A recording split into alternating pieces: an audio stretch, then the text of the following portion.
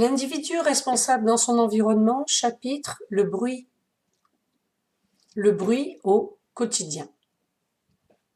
5 points vont être abordés.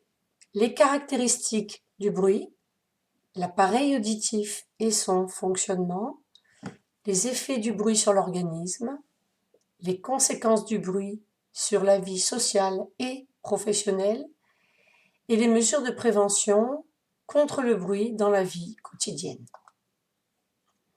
Première notion, les caractéristiques du bruit. 2 paramètres caractérisent le bruit. La fréquence, qui se mesure en Hertz,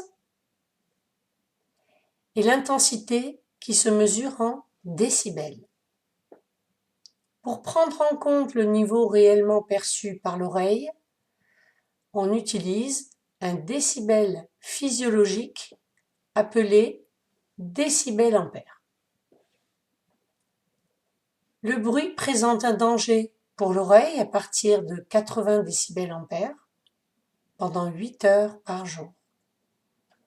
Le seuil de la douleur se situe à 120 décibels ampères. Deuxième notion, l'appareil auditif et son fonctionnement. L'appareil auditif est constitué de 3 parties. L'oreille externe, qui capte les sons, l'oreille moyenne, qui transmet les vibrations, et l'oreille interne, qui transforme les vibrations sonores en signaux électriques, conduits au cerveau par le nerf auditif pour être décodés. Le son suit donc le trajet depuis le pavillon, le conduit auditif, le tympan, les osselets, rentre dans la cochlée et ressort par le nerf auditif. Troisième notion, les effets du bruit sur l'organisme. En fonction de l'intensité et de la durée d'exposition, le bruit a des effets sur l'appareil auditif. Fatigue auditive, acouphènes, hyperacousie, baisse de l'acuité auditive pouvant aller jusqu'à une surdité. L'oreille n'est pas la seule cible du bruit. Le système nerveux, l'appareil cardiovasculaire, l'appareil digestif et la vue peuvent aussi être perturbés. Troisième notion, les conséquences du bruit sur la vie sociale et professionnelle. Le bruit favorise l'isolement, l'agressivité.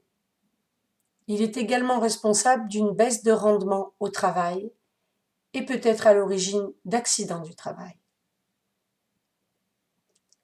Cinquième notion, des mesures de prévention contre le bruit dans la vie quotidienne.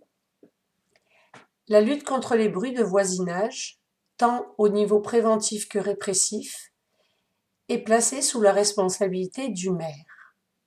Par arrêté municipal, il peut par exemple interdire des travaux de construction pour une période donnée, limiter l'utilisation des tondeuses à gazon, fixer les horaires d'ouverture de certaines activités bruyantes. Pour prévenir les risques liés au bruit, on peut agir sur 3 niveaux. À la source, par la réglementation sur le niveau sonore de certains lieux, l'achat d'équipements avec un faible niveau sonore et des modifications de son propre comportement. À la transmission, on peut faire des murs anti-bruit, améliorer l'isolation phonique des logements. À la réception, le port de bouchons d'oreille, de casque peut être envisagé.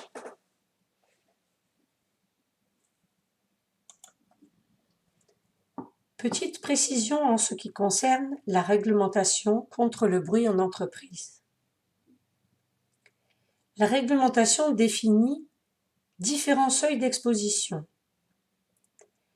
et le dépassement de certains seuils nécessite la mise en place d'actions de prévention par le chef d'entreprise. À partir de 80 décibels ampères, l'employeur est tenu de mettre en œuvre des actions de prévention, sans oublier l'octroi d'EPI pour ses salariés au titre de son engagement, si l'on s'en réfère au Code du travail, vis-à-vis de la santé et de la sécurité des salariés au travail. Fin du résumé.